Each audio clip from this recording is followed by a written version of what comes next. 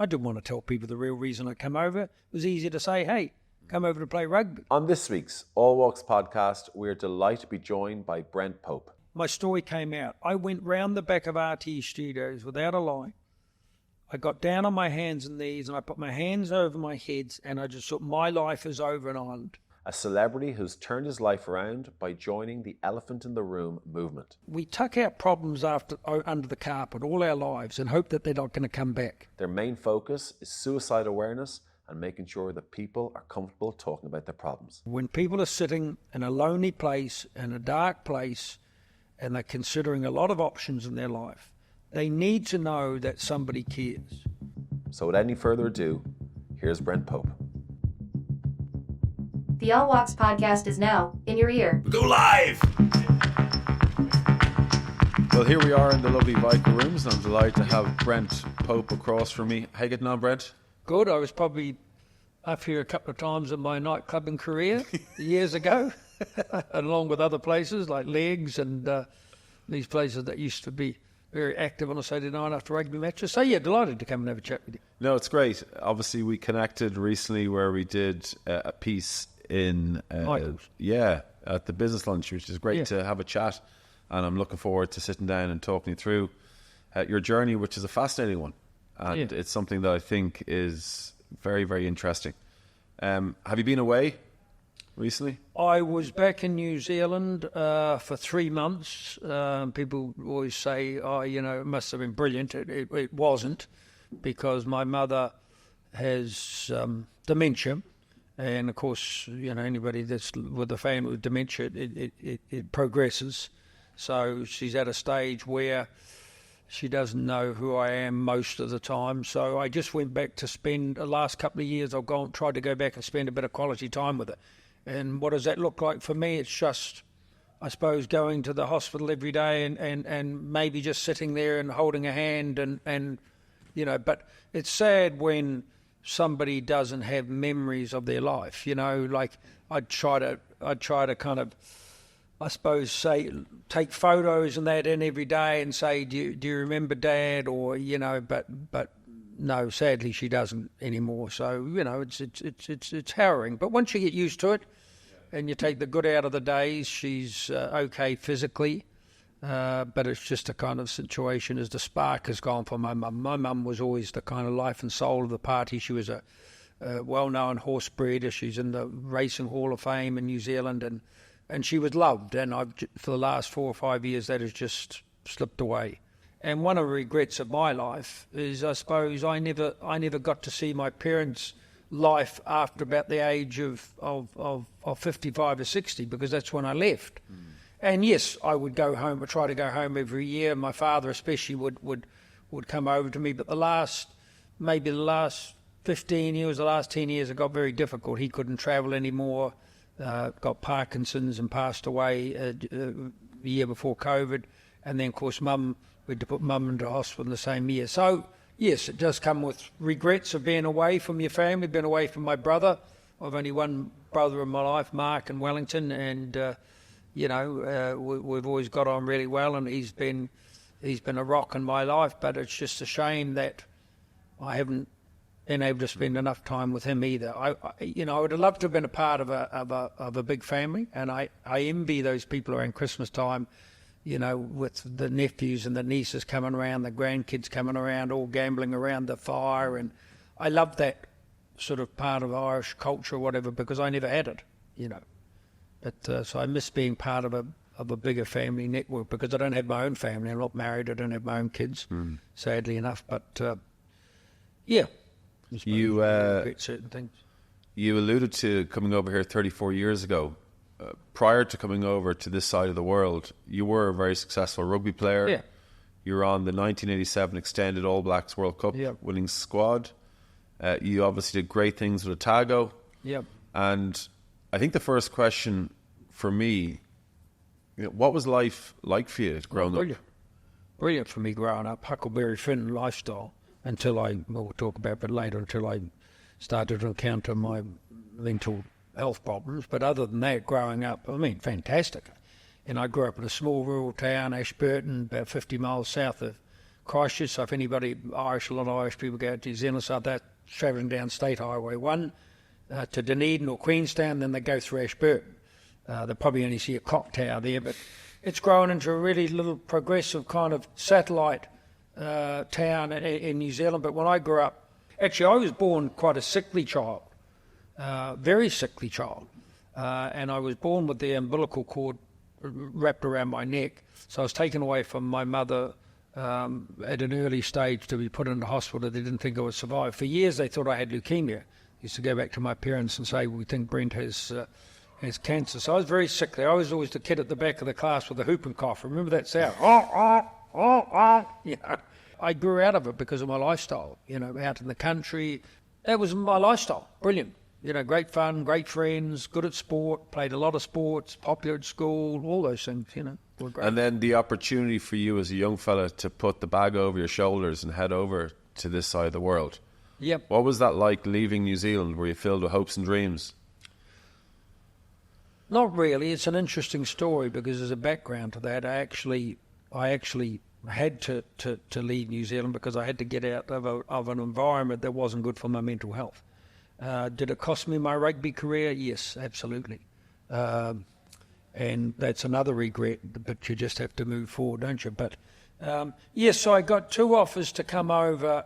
Two offers to come over overseas. One was from Ireland and one was from Italy. So I had to decide where I would like to go and only spend. I was only coming over for 3 months to play an off-season for St Mary's. So somebody from St Mary's Rugby Club contacted me and said, we'd love you to come over and play in Ireland. And then I got offered, I think, to go to Benetton or something in Italy.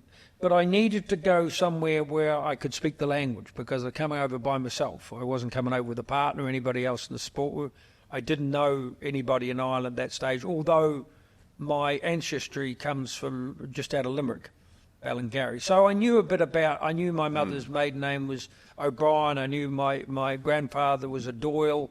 I primarily came over to escape my mental health issues at that time around anxiety and depression and having a breakdown, which I did. So I just felt that I needed to change the in to change the out. So I needed to go somewhere where I wasn't known, because you're right, you know, I'm not being egotistical, but I was a pretty big name rugby-wise in the city where I was from. You know, you'd be in the newspapers after every weekend playing, you know, sometimes, you know, you were headlines, you know. Now, 90% of the time for the best reasons, and I was kind of also known nationally, I suppose, not only for my rugby, but for the fact that I think I was writing kids' books in those days, and I think I was the only rugby player in the world at that stage who had published a non-rugby book for children. So there was a big article done there that when I looked through my scrapbooks there when I was back in New Zealand, there was a big article that won the New Zealand Sports Journalist Awards for that year, and it was called Pope's Passions, and it was about me writing these children's books for kids, because I thought again, like all my life has been, I thought again that I'd be considered less of a man for writing kids' books when I was a big, strong, aggressive rugby player trying to get to the All Black level, and then yet I was away writing silly books for kids. But I like that about myself. I like the fact that I was always different. I always dressed differently. I always acted differently. I had friends from a lot of areas, not just rugby. You know, I'd have artist friends, musician friends, you know. I just loved people, different people, you know, whether they were artists or whatever they were. You had a very successful playing and coaching career in the AIL, and the opportunity for you arrived to go into the TV space. Yeah. Yes, I had to make a choice, and whether I made the right choice or not, I certainly didn't make the right choice financially.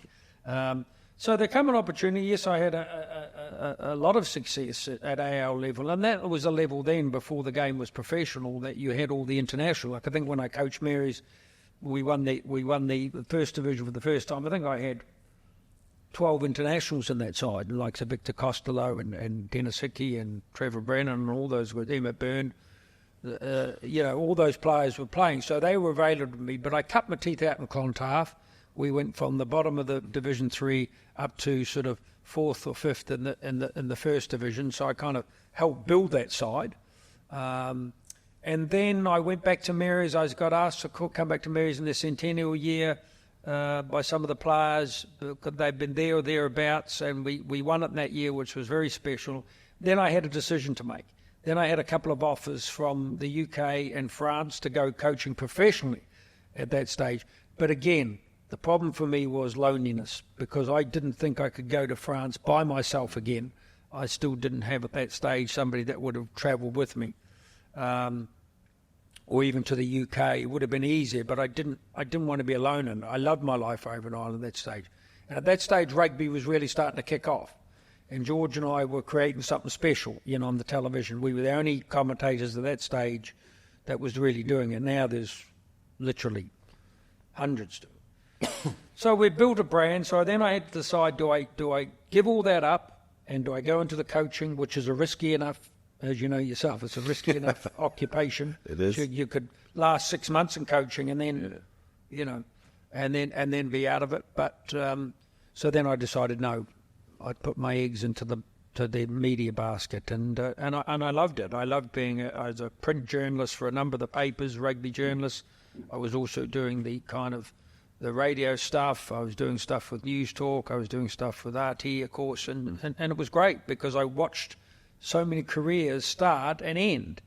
Brian O'Driscoll, Paul O'Connell, Keith Wood, all these players, I got to see them play from when they were coming out of kind of lower grade right through their careers to when they ended, and that was an honour to me. It was also an honour to me to meet along that journey so many Irish players that I'd grown up watching on television, Ollie Campbell and Tony Ward.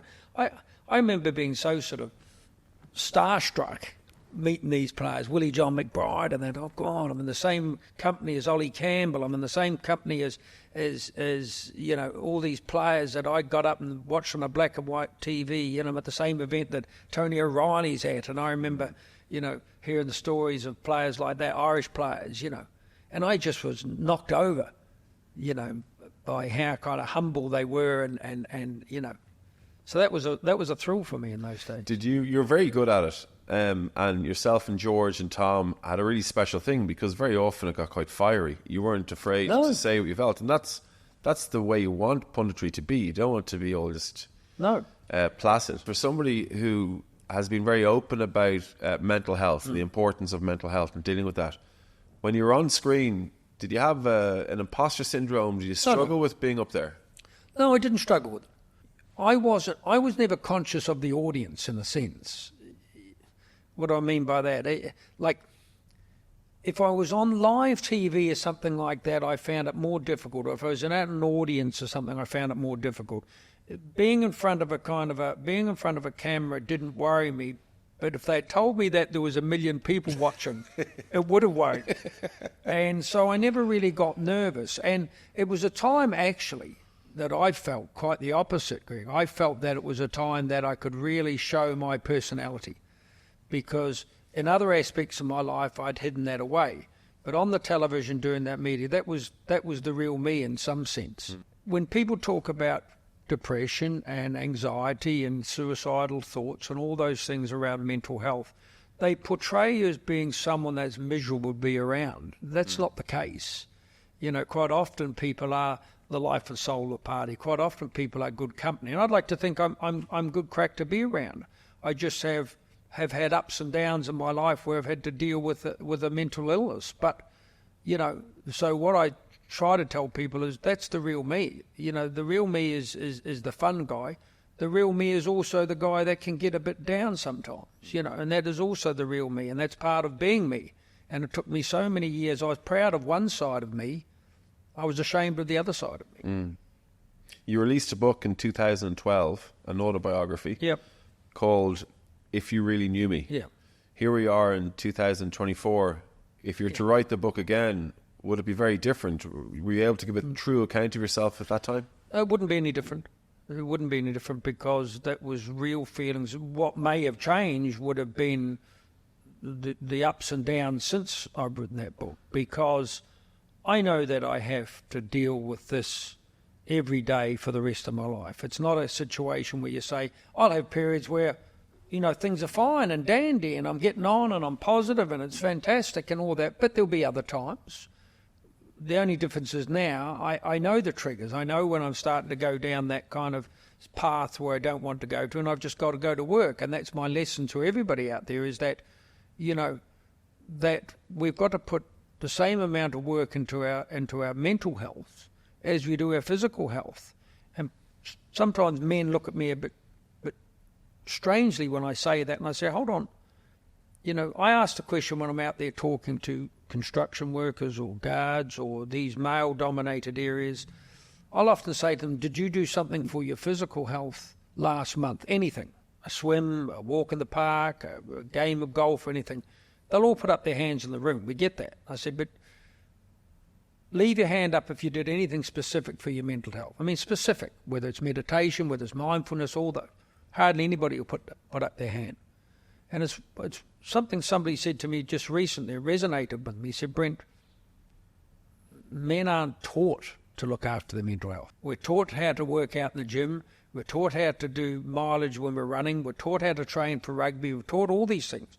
Are we taught how to look after our mental health? And no, we're not. We're not. People are always looking for the answers, and they always take it like I took it when I was a young rugby player. It's all about the physical. As long as I was strong physically, as long as I was aggressive physically, as long as I was fit physically, I should be okay, right? Yeah. Doesn't always roll that way. Society has developed to the point, if you look back to your own time as a teenager, to mention a weakness or to tell anybody that you were dealing with, you couldn't, because that was such a sign of weakness. Oh, such a sign of weakness, especially for a man. Yeah. And we know where it comes, because it comes from our DNA, because statistically women suffer from mental health trauma and illness in far greater numbers than men. But of the people that will take their own lives in Ireland next year, 80 to 85% of them will be men. So what are we doing wrong? Women have a more nurturing side to them in their DNA. And as someone said to me, I was just doing a talk last night, and a woman said, she said, you know the difference, Brent? And I said, no, I'd be fascinated to know the difference. She said, we asked for help. And she said, that's the difference. And I said, that's it, spot on. They ask for help, and they don't see it as a weakness asking for help.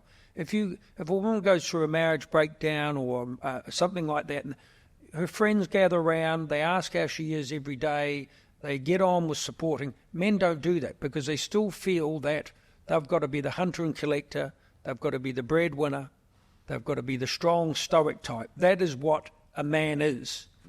And people tell me all the time things are changing, but are they really? Are they really? I mean, I know men of my generation, certainly, and even the next generation, who still feel that it's weak to speak, who are not going to go to their friends with problems because they think their friends are going to and judge them and say, hold on, what's Greg coming to me for this stuff about? Just move on, mate, push through it, man up or whatever. Real men don't cry, really. Well, yes, they do, And that's all I'm about, is trying to say to people, let's, as men in particular, let's just be a bit more vulnerable. I'm not expecting anybody to go out there tomorrow and just unleash all their feelings and emotions onto somebody else. No, because that won't happen. All I'm asking people to do is be a little bit more vulnerable in certain situations when you ask for help. Because if they don't ask for help, it's killing us. As men, it's killing us. Yeah, expressing vulnerability is, in my opinion, a sign of strength. Yeah. I don't think it's a sign of weakness, because the easiest thing to do is to say nothing.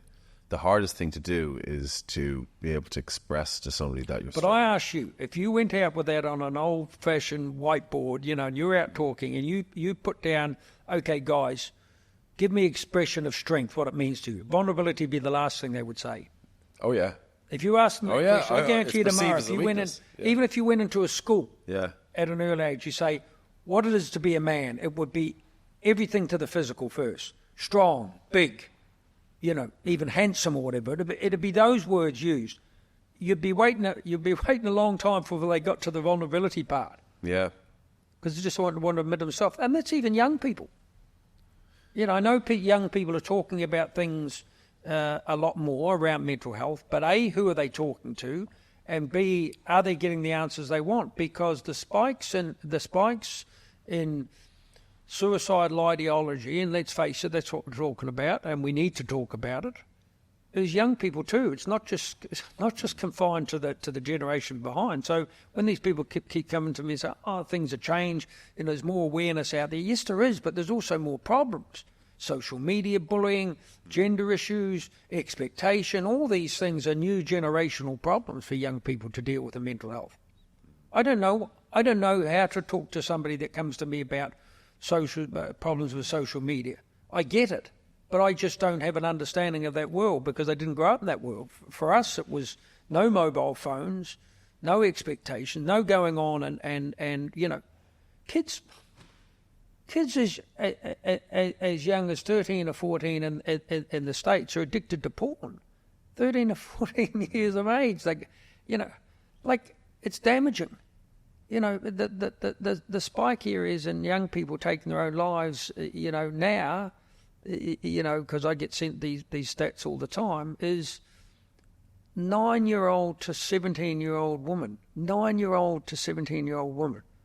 Well, if you tried to tell somebody 30 years ago that their 9-year-old son or daughter was going through mental health problems, was thinking about, not being here, it doesn't bear thinking about, does it?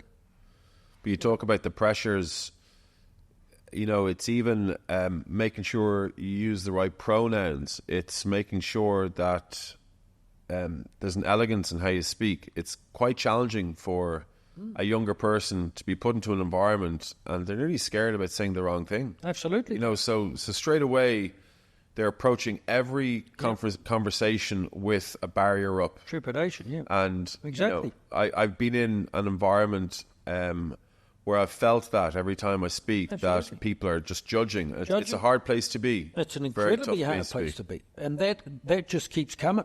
The hits just keep coming because you ask young men in particular what it is to be a young man now. Some of them don't know what to do around certain situations. They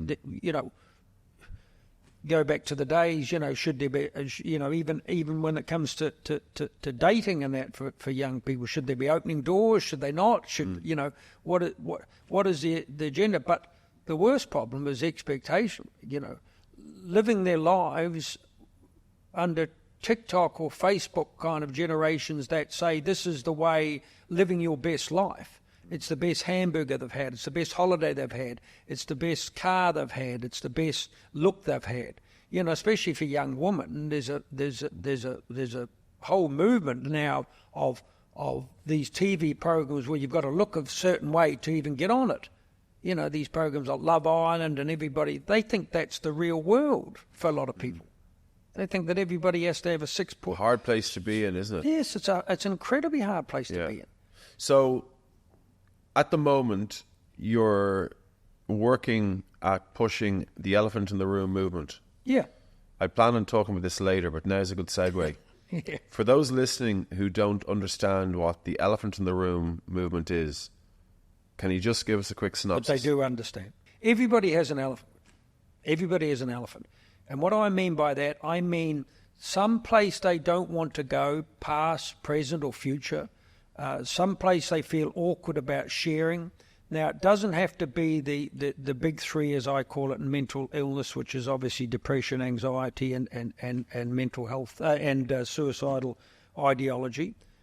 It's anything that negatively impacts your mental health in any way. Is it an issue around your sexuality? Is it an issue around your gender? Is it an issue around weight? Is it an issue around body dysmorphia? Is it an issue around anorexia? Whatever is affecting you that you don't really feel ready to share, that is your elephant. A problem shared is still, in my world, a problem halved. If you can share that load, there is always somebody that cares. There is always one person that cares. And that's what I want to get across to people. When people are sitting in a lonely place, in a dark place, and they're considering a lot of options in their life, they need to know that somebody cares. They need to know they can go to a parent, they can go to a friend, they can go to a colleague, they can go to somebody that they just have a trust with, and they can say, hey, I'm struggling with this. And for that other person not to judge them, to leave judgment behind and just say, hey, I care about you, and we want you to get back to the old Brent or whatever that we've seen. How can I help? And that's all the elephant in the room is, so that I want people to see an elephant out there, and I want to see it as a symbol of hope and permission. Hope in the sense that you're not alone, no matter how much you think you're alone, that you're not alone, that if you just reach out to somebody, there's always somebody out there that does care, and permission to talk about things.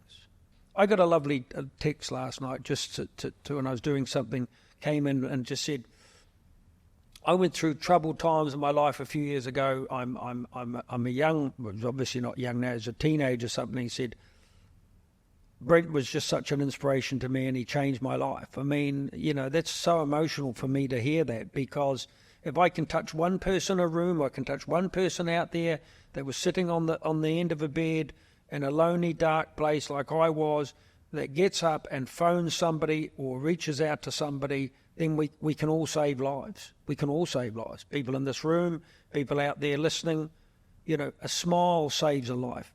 A handshake saves a life. A conversation saves a life. And that's what the elephant is.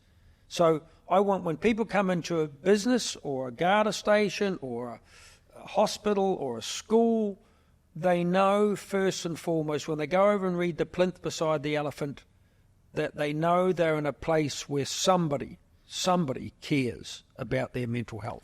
And when you say the elephant, to those who, again, are unaware of how you're selling and promoting your message, what exactly is the concept? The concept is let's get the elephants out there to somebody. The other problem with men is we tuck our problems under the carpet all our lives and hope that they're not going to come back to haunt us. You know, when we have worries or something at some stage in life, we move on. You know, we're told to move on, and we kick our problems. I did that in my early days. I kicked my problems under the carpet, thought they won't come back to haunt me. Well, boy, did they, tenfold, because suddenly I was draped with 20 problems or 30 problems I had in my life. If I'd have dealt with them then and there at that stage, if I prioritise, we need to prioritise our mental health. In anything, whether you're a sportsman, whether you're a CEO, whether you're just a person working, you need to prioritise your mental health.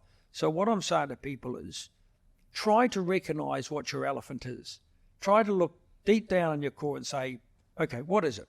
What is it that was really bugging me or worrying me? Is it something in your past? Is it a relationship that failed? Is it a family connection that failed? Is it financial? Whatever is your elephant, isn't it better to talk about that with someone? You don't have to talk to them with a therapist. I'm not asking everybody to go to a therapist like me, but what I am saying is, if you could go to your wife or your husband or your family or somebody and just say, hey, I'm struggling with this fact. You know, this might have happened 5 years ago. This might happen in 5 years' time. But that's the process, because it's got to start somewhere. And I can talk all day long about the strategies and the policies that multinationals should have in place, but no, it's got to start somewhere. And for me, it starts with having a conversation. That's where it all starts. What you do after that, I can't tell you, but conversation is the start. The way you position your message is what I find really impressive. So you have these ceramic wonderful animals. Yeah, brilliant to look at. Is it an elephant? It's an elephant. When it comes on the plinth, it's a 6 foot high elephant, and beautifully painted. How the process works is, companies come back to us and say, look, we love the elephant, whatever. When we go back, we work with their in-house design team. We say, look, let's come up with a design that represents your brand. So if it's, we did one for Google with thumbprints of all different colours. I just did one for my mate Gary Lavin with all the colour of his Vit-Hit drinks. Yeah. So people also use it as a branding exercise, in the sense that when somebody's coming into their workplace, they're drawn to it straight away. I was out with a number of companies that had taken elephants. They said, wow, this has been brilliant for us, because as soon as somebody comes into the foyer or the office or something like that, they're drawn straight away to the elephant, because we're taught in mental health to take things out of our head and put them either on paper or visually. Visually is more powerful. So we get people going over, and we even get people going over and patting the elephant. In fact, I had a GAA club come on to me and say, could we get an elephant to our club that the players would pat the head of the elephant for 2 young men that took their own lives in our club over the years? Could they pat the head of the elephant when they're running out to play as a memory of sort of fallen brothers? I thought that was wonderful. You know, how powerful would that be? So, you know, we've got feedback from schools. You know, we've put elephants out into a few schools now, and they've been really powerful in the sense that some of the teachers have got the kids to come up and write on the side of the elephant, you know, what their elephants are. So it becomes an inspirational thing. But it becomes something that's a vehicle for whatever way the individual or the company wants to use it, they can. Perfect. Exactly. But it's such a clever idea. You have an elephant, a ceramic elephant that you can... Sits in your foyer, and we can put CSR codes on, so if you want to get money donated to your charity or to... Now, we have a charity partner in the Samaritans because they saved my life so many years ago with that one conversation. But what we can say to companies is, you know, we put a CSR code on, so if anybody wants to donate to their charity, then that's fine too. And they wheel it out. They wheel it out whenever they're doing anything with their strategy, whatever. They wheel the elephant out. It becomes a focal piece for a few grand. You know, for a few grand. And now, fortunately, it's really taken off. We want this to go kind of worldwide. Now we're getting some elephants over to the States. We're getting some out to Dubai. We're getting multinationals want this seen in their other offices, whether it's in Boston or Jersey or whatever like that. So this has the capacity to really pull everybody together around the world. I'm trying to get an All Black one done. The IFU did one. I've got Adam Clayton as one of our ambassadors, PJ Gallagher. We've got Marion Keys. All these people coming on board because they love it. Oh, it's a terrific concept. Yeah. But it does stem for you from moments of very dark times. Yeah.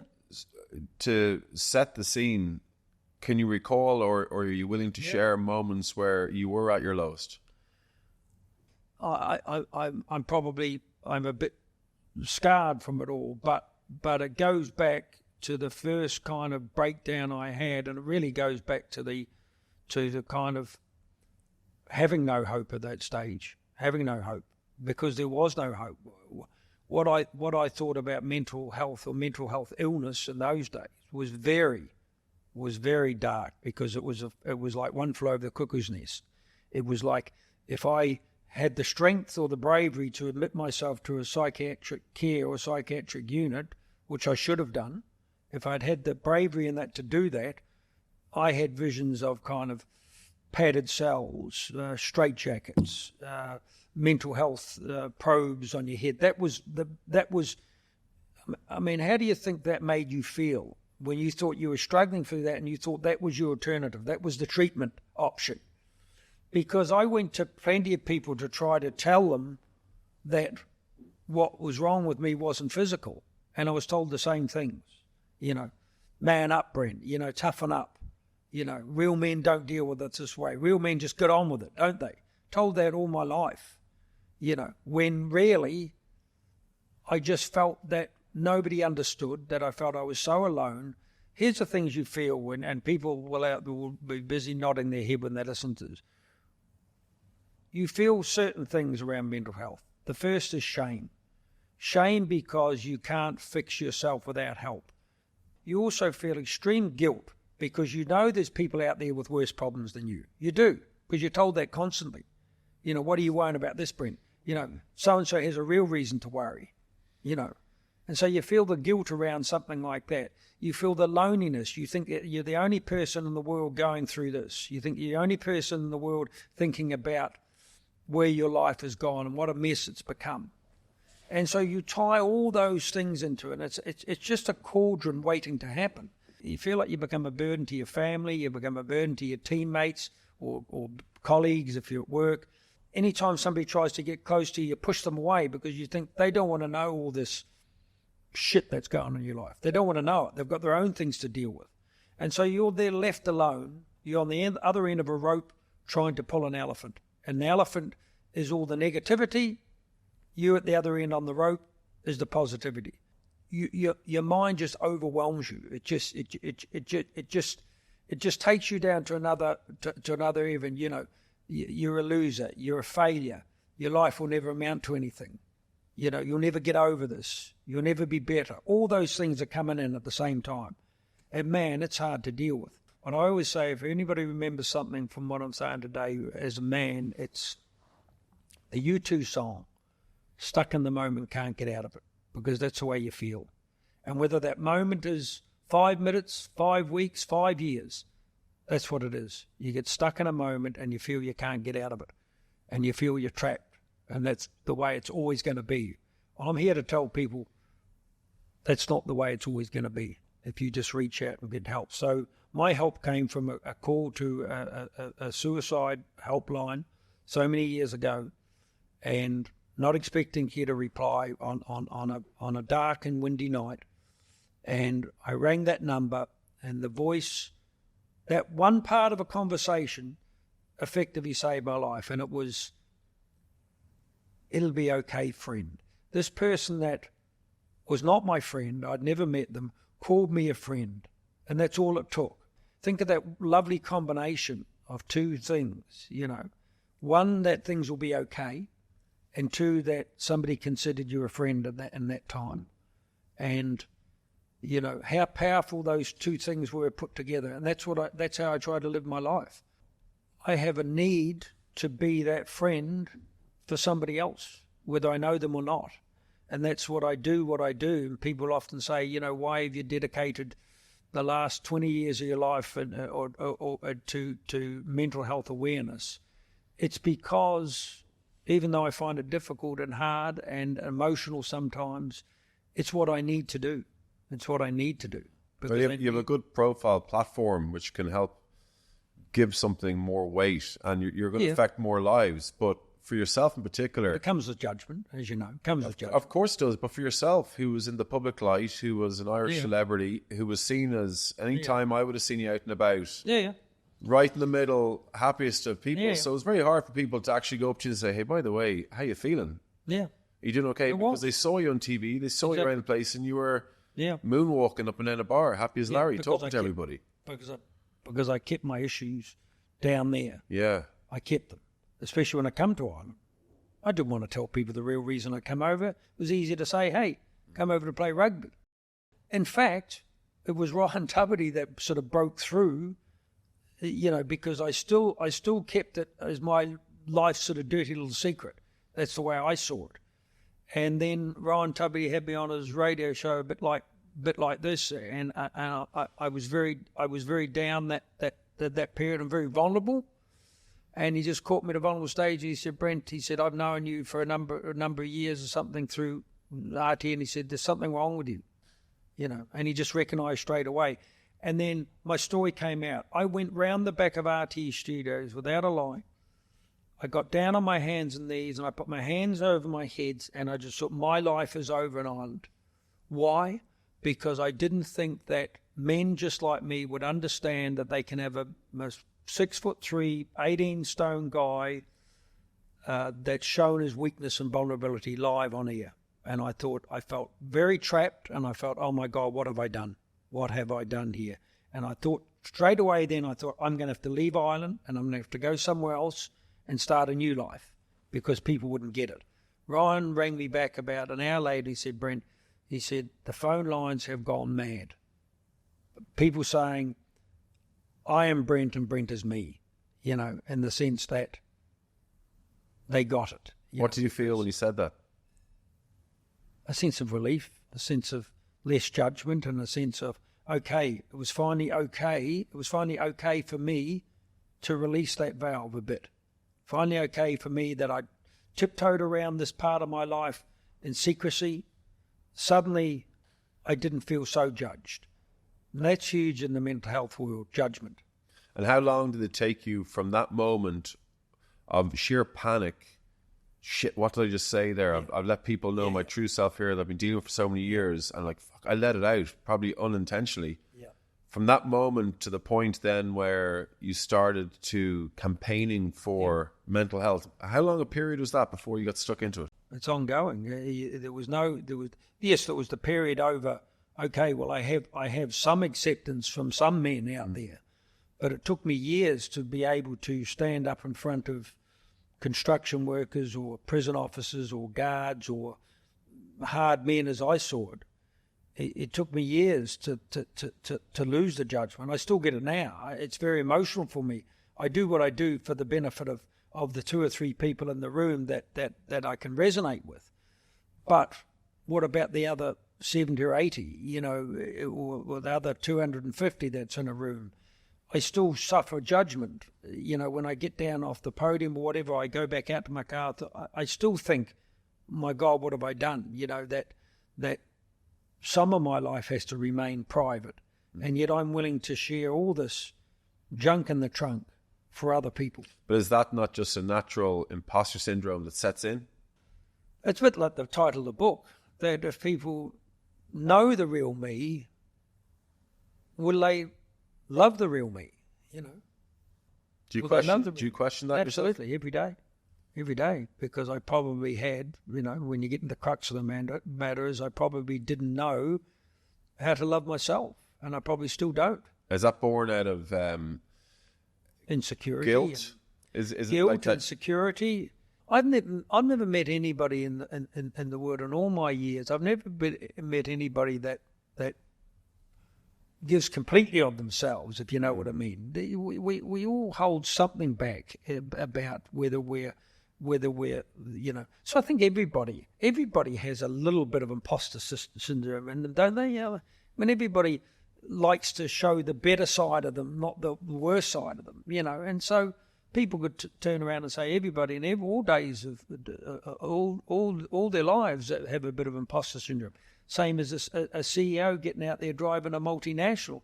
Like, he might have his days of insecurity and doubt and everything like that, And a top rugby player might have a lot of days where thinking, okay, well, I'm not the great player people think I am, because he might not think he is himself. Very hard though. Behind you've mentioned social media, but you look at keyboard warriors. If you're a professional rugby player, you lose a match, and not that you're stupid enough, but you're pulled in by a good article. Then you read a bad article. Then all of a sudden it takes over your life. Absolutely. Jesus, tough. Absolutely, really tough. Really, really, really tough.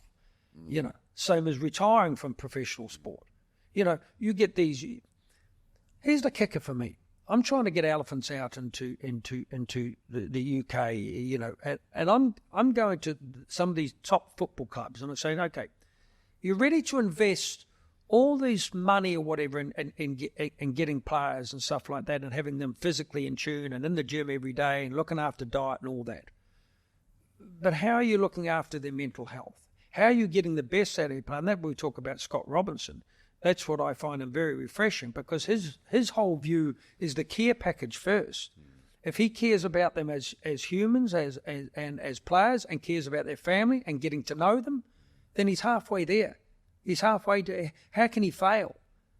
Despite the results on the park, he'll get the best out of those players for a reason that they know that he cares about them.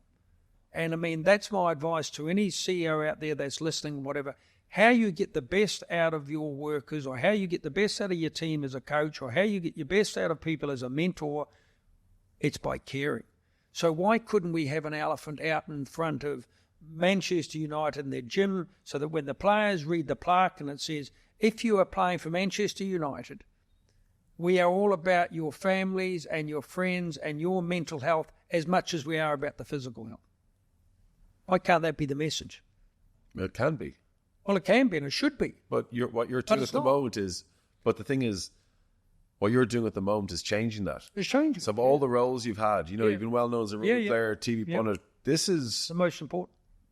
By far your biggest role. Yeah, my biggest role. You're right. And I've left everything else behind. I've left the media behind. I've left the clothing brand behind, because success in those things doesn't really matter to me. What success is to me is getting those texts or getting those fill-ups every week when somebody comes up to you in the street and says, Brent,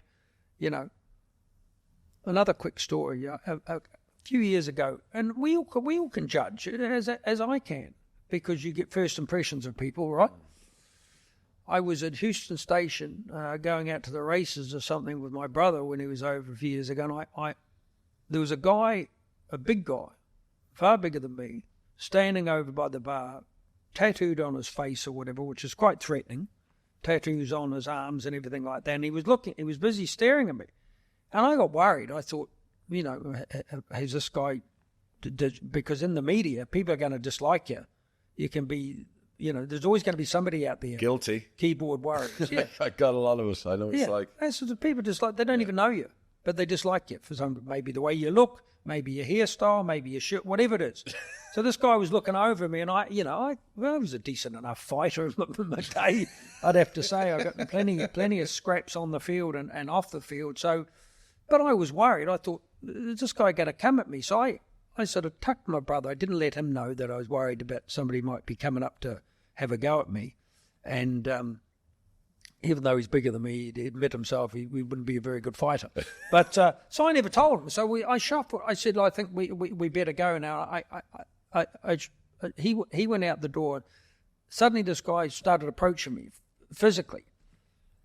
And when he got up sort of in my face, he thrust out his hand and he just said, with a tear in his eye, I'd have to say, he just said, Brent, he said, I promised my wife that, he said, if I ever got a chance to meet you, how much you are loved in our house. Because he said, and I was just taken aback, and he said, loved. He said, because he said, my wife was suffering from depression, and she came and heard you speak at some event, and he said, it changed our lives.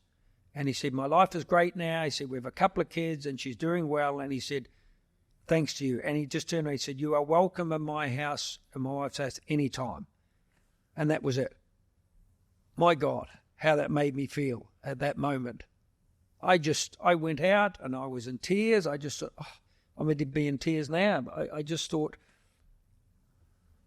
some vindication for what I do. Some vindication that I am hitting people just like me, and I am changing lives in my own little way, and that means more to me than anything I've done on the rugby field, anything I've done in media, because on a rugby field, we can make people's more lives pleasurable by scoring tries or points or performing well.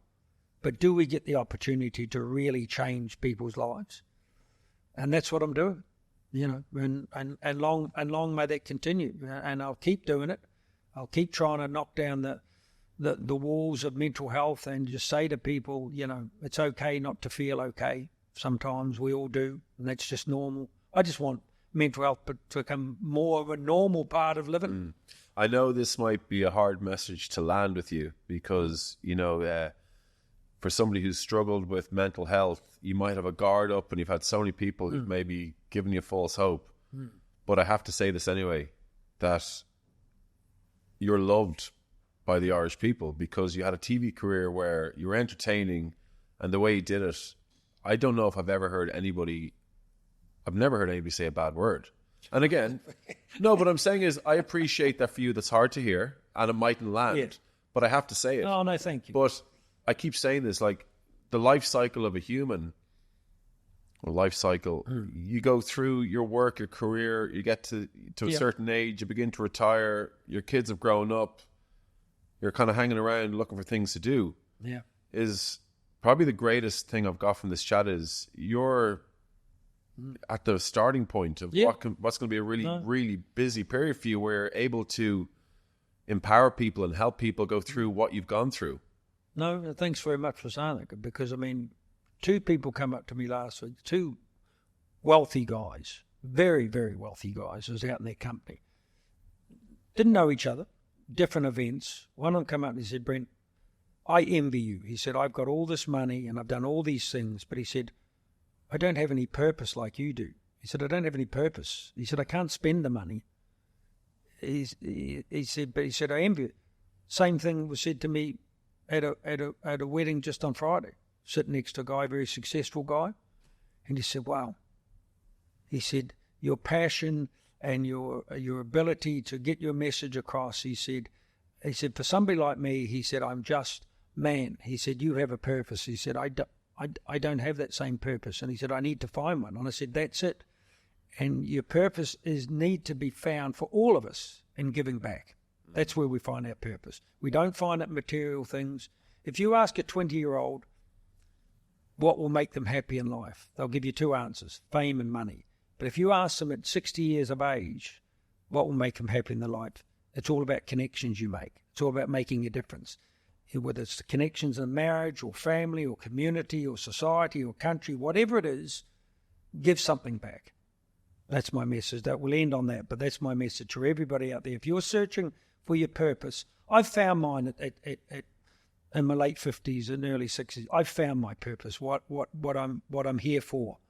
And what I'm here for is to save other people's lives and to give back something to society, to Ireland, to New Zealand, to wherever it is. That's my legacy.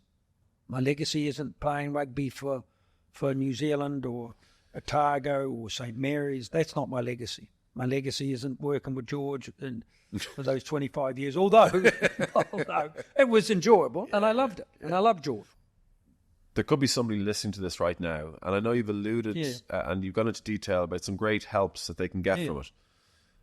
There could be somebody now with either suicidal thoughts, very dark thoughts of depression, questioning their existence. What would be the one piece of advice that you would love to give them now? That'd be what the Samaritans told me. It'll be okay. If you can get help, it'll be okay. And you'll get through this and you'll move on. Because if you take hope away from somebody and there's no hope, they just need hope. That if I can go through those periods, as a lot of other people have, that you will come through it. And just remember that stuck in the moment, can't get out of it, because you can absolutely get out of it. Doesn't matter where you are in your life or what's come across your bow, so to speak, or where you are or how you feel or how lonely you feel or how useless you feel or how unloved you feel or anything like that. Just get help. You've done it. But to that person listening, how hard is it to actually pick up the phone? Because I'm sure there's times where you would have done it before you did absolutely. And if I didn't get an answer on that night, I still don't know what happened. That doesn't bear thinking about for me, because I was that low, sitting in a not showering, not wanting to wash, smoking, drinking in a darkened room for I don't know how long it was, not seeing any friends and everything like that. And what I need to say to people is that somebody out there cares if you just give them a chance to care. And that's the difference. There'll always be someone out there that cares. Somebody. So have one person in your life, one person that you can go to that will just sit there, won't judge with you, doesn't have to understand what you're going through, but just is there to care. And that can be anybody that you find in your life, because there is somebody out there. I don't take hope off anybody, because there is always hope. There's always hope, because that's what it is, and that's where the elephant started. It was just a care package to say to somebody out there, you may be at the lowest point in your life, and that if you can just physically get up and make that call and just say to someone, hey, I need help. That is the start of a recovery process. If I'm a business listening, or somebody attached to a business, and I'm like, Jesus, I want to get a ceramic elephant in our office. How can they reach out? They just come on to go on the site and see what a difference we've made for other businesses like you. Go and see the testimonials and to see how many. We're with all the big companies now. I'm delighted. They've started this, and again I go back and I don't go into companies and say what their strategy should be. I don't go in there to come back and look after it. No, I just said, let this be a starting point. From now on, what you're going to do, And so companies come on to us. We put them with an art. I think we've got 200 wonderful artists, professional artists, that we go back and forth with their design team. And say, for instance, if you were a financial company, was also another thing that's really come about in the last couple of months. I've got companies donating elephants into other places that can't afford them. Now, they're not expensive, But other companies have said okay, we had a company out there, an engineering company out there, they wanted to put some into a couple of rehab centres, which was great for out in Cool Mine. With another company stepped in and said, let's get a couple out in the schools in Ballymun. Other companies are coming in. We've got a company back the other day inquiring about that they'd like to put 7 elephants out into Trinity, UCD, Maynooth, UCC and all that would sit in and they can go outside. They can be varnished so they can sit outside. They last forever. They're not something that is thrown away at year one. So you can have these elephants, they can sit out in the garden as they do in garden centres, and, they can go anywhere. But it's just a symbol of hope for people. And some of them, my God, some of them you'd see it at the Museum of Modern Art in New York or something. They're so good, Actually. Have you had somebody who brought them privately for their own back garden? Yeah, heaps of people. Adam Clayton one was auctioned off and went out to Texas or something from a super fan. We did one up for Bruce Springsteen, the E Street Band. We just didn't manage to. They're going to sign it next time they're back in town. Well, Tom McCormick can arrange that. You remember Tom McCormick, the marketing guy for Leinster? We just couldn't get in front of Bruce before he left. But say we've got Marion Keys has taken one for herself. We've got plenty of people coming on board. Caelan Doris is one of our ambassadors. He's been very good. So plenty of people have bought them for themselves. It's fantastic.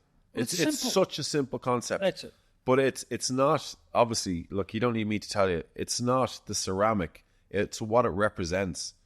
That it's front and center of any organization that allows people realize, you know what, this is an environment where I can actually, there's the elephant in the room, I feel comfortable mentioning. So even you, if you're interviewing in the future, anybody that might sort of like the idea, we're always looking for people, and the ambassadors don't have to do anything. There's no heavy lifting. They just have to say what we're doing.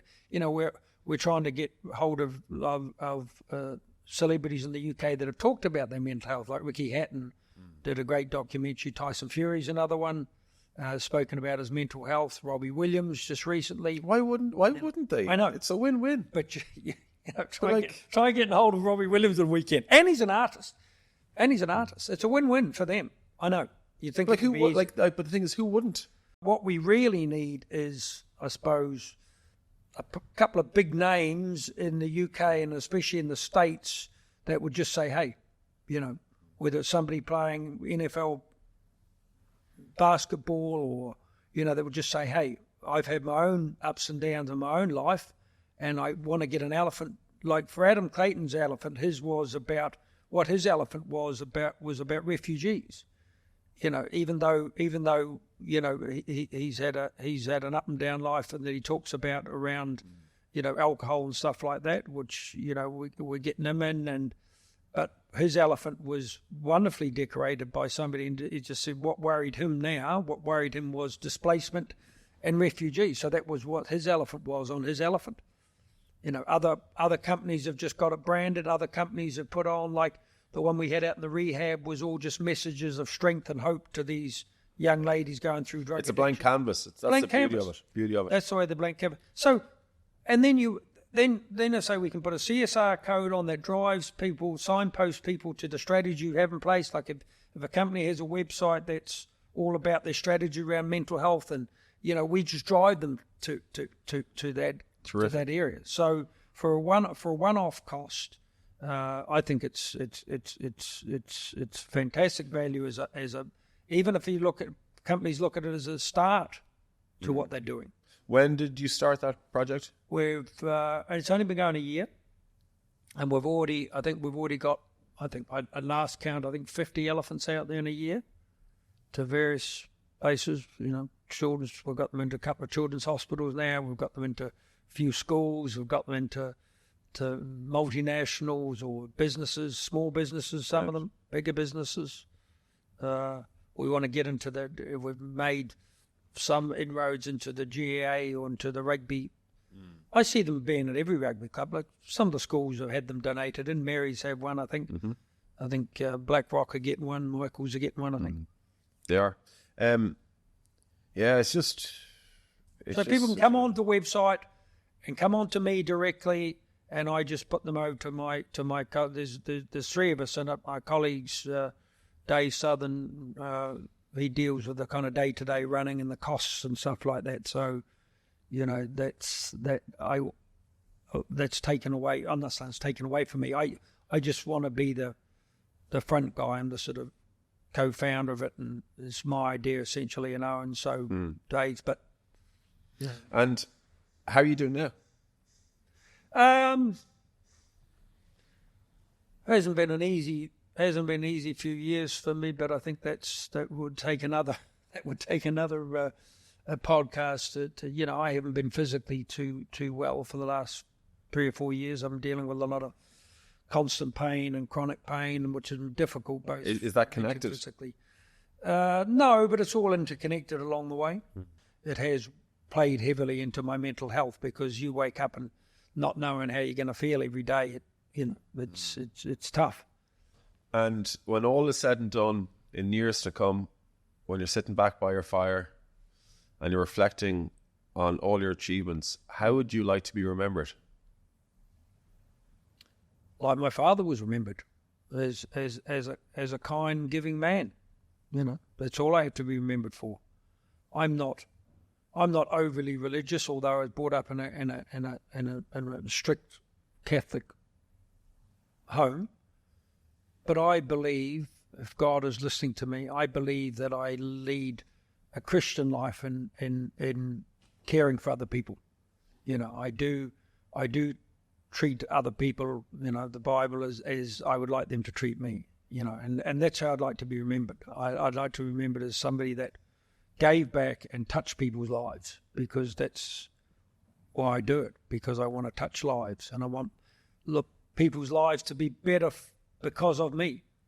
Well, so yeah, that's emotional even saying that now, because that's how I'd like to be remembered, because there could be a situation where I'm remembered more by the Irish public and what I've given to Ireland in a sense than maybe my own background, because, unless I was to pass away tonight or tomorrow, and who knows, but they'll only probably be my brother and I left, because neither of us have children, neither of us gave our parents grandchildren or whatever, so the Pope name ends with my brother and I, and that's sad in some ways.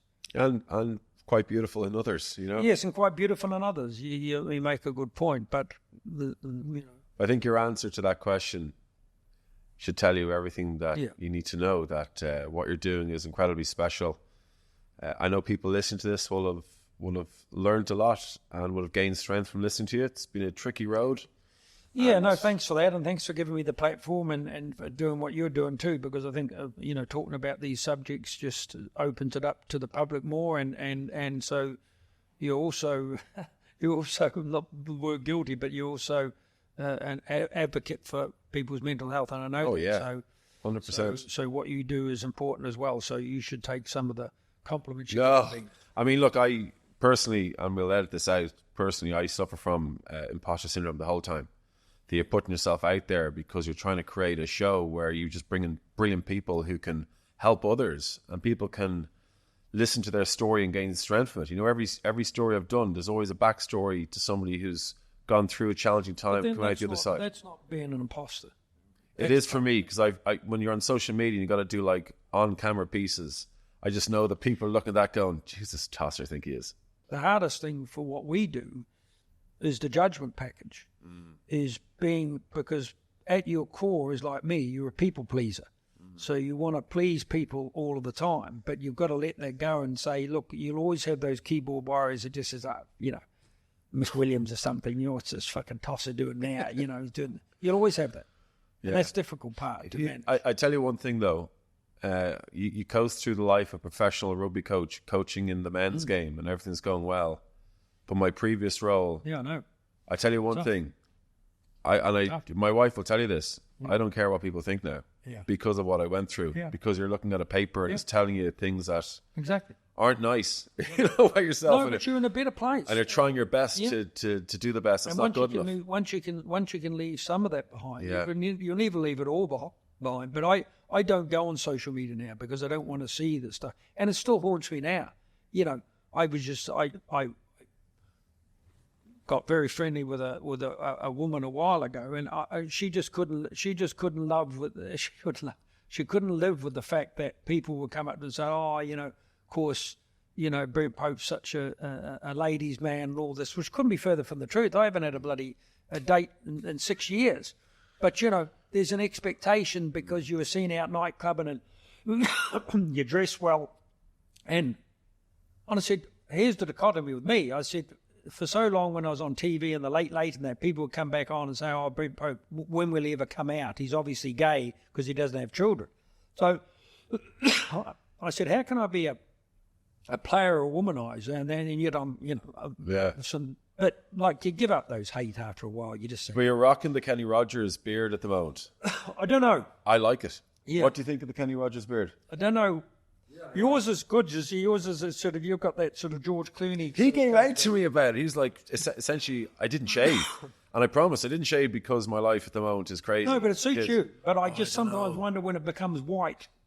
But white's good. I want to go white, so I'm kind of salt and pepper. But I'm bring on the white. With the salt and pepper. No, you don't. No, I want white. I want white. I'm ready for it. I'm just undecided as whether or not it makes me look older or younger. I don't know. But look, There's an Obi-Wan quality there. eh? Obi-Wan. There's an Obi-Wan quality. Oh, The Star Wars. what was Obi-Wan that? Kenobi. Yeah, I know who that was. But it looked like a Jesus Christ. No, but if you put a hood on. The wise man. Oh yeah. Yeah. Brent Pope, thanks a million for coming Thanks in. very much. Appreciate it. Produced by the Melrose Future Company.